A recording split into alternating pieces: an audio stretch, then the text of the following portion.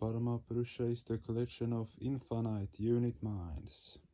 Is it therefore not ludicrous for a small unit mind to try to judge him? How can you ever expect to analyze his vast mind? You require physical eyes in order to see things, but how many things can you see at one time? You can only see objects when light waves are reflected off them and carry vibrations to your eyes, and even then, only when the distance is short and the light is not too dim, so you have to make do with limited faculties. But for the cosmic mind, everything is an internal phenomenon. He sees everything without the help of eyes, just as a blind person imagines things of vast proportions within his or her mind. Similarly, Paramapurusha sees everything and everyone within his own mind. The five sensory organs, eyes, ears, nose, tongue, and skin, bring external objectivities in contact with the mind and express mental ideas in the external world with the help of the nerves. The one for whom nothing is external, who has created everything within his mind, sees every action of the sensory organs. Now what will this unit mind do? This unit mind, which has been created after Svayambhu Vindu, according to the dictates of time, space, and person, or as a result of clash within the material body and according to the momentum of the cosmic force, the unit mind advances according to the influence and momentum of time, space, and person.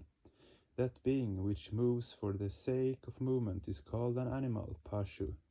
To say that an animal is a being which has an animal-like body is incorrect. It is more precise to say that an animal is a being which is guided by only a few inborn instinctive momenta. Thus many human beings can be said to be animalistic. When the number of animal-like humans increases, human society and culture rapidly degenerate. This is the situation in the world today, but this social and cultural collapse will be overcome in the future. In the long history of humanity, periods of degeneration have come and gone. When the number of animals in human form increases, rational people become more active to save society. In response to their collective prayer, Parma Brahma, the supreme entity, applies a special power so that human civilization is saved from annihilation and injected with new life to enable it to advance with fresh momentum. Whenever the nadir point of degeneration is reached, the supreme entity applies his special power. This power takes the form of his Mahasambhuti. He applies his special power in the world when rules and regulations no longer remain effective, when intuitions and values crumble. The special advent of Mahasambhuti signifies that the human race will have a new awakening. When people are stricken with fear and despair about the future, when the society, country, and culture appear to be on the brink of disaster, then the time is ripe for the advent of Mahasambhuti. Through his special manifestation, Paramapurusha will certainly save the society. Our only task is to move according to his guidance. True human beings are those who move according to the natural impetus of time, space, and person. They study their surroundings and the historical events which have caused the present and the direction in which society should move in future. True human beings can discriminate between right and wrong, just and unjust. True human beings are sure that their goal is the supreme goal, and they move towards it with steady, untiring steps. Only when the true goal is realized can we say that the auspicious dawn has come in life, and people are worthy to be called human beings. Those for whom the supreme is not the ultimate desideratum of life do not deserve to be called human beings in the strict sense of the term. The innate characteristic of the human mind is that it requires physical objects, abhoga or physical problem, for the preservation of physical existence. Subtle psychic objects, subtle problem for satisfaction and expansion, and the greatest object of all, Paramapurusha, the supreme goal of life, Alambana, or the supreme desideratum. Physical objects are limited, for they exist within the periphery of time, space, and person. Thus one day they will be totally exhausted. Something which is dear today will be despised tomorrow, and may be treated with indifference the day after tomorrow. An item of food which tastes delicious when it is fresh may be totally unpalatable after a while. This is what usually happens in the mundane world. Suppose you are attending a party and have a craving for more rasagolas, but your stomach is so full that to eat another is a physical impossibility. You return home disappointed, for you think that had you eaten a few more, you would have enjoyed the party even more. This is what happens with physical problem. Being limited, it cannot provide unending satisfaction, but the flow of subtle psychic problem is endless, because of its limitlessness. The human mind cannot accept it endlessly.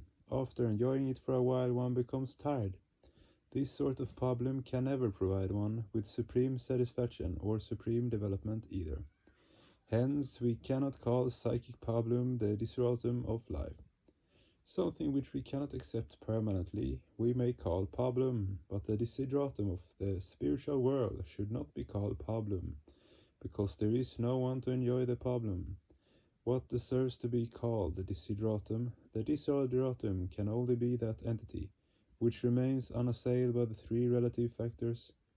Therefore the only desideratum is Parama Purusha, for he alone remains beyond the periphery of time, space, and individuality. The three relative factors are born after the process of metamorphosis, begins from Shambhalinga. Parama Purusha is the only absolute entity. Everything else is relative.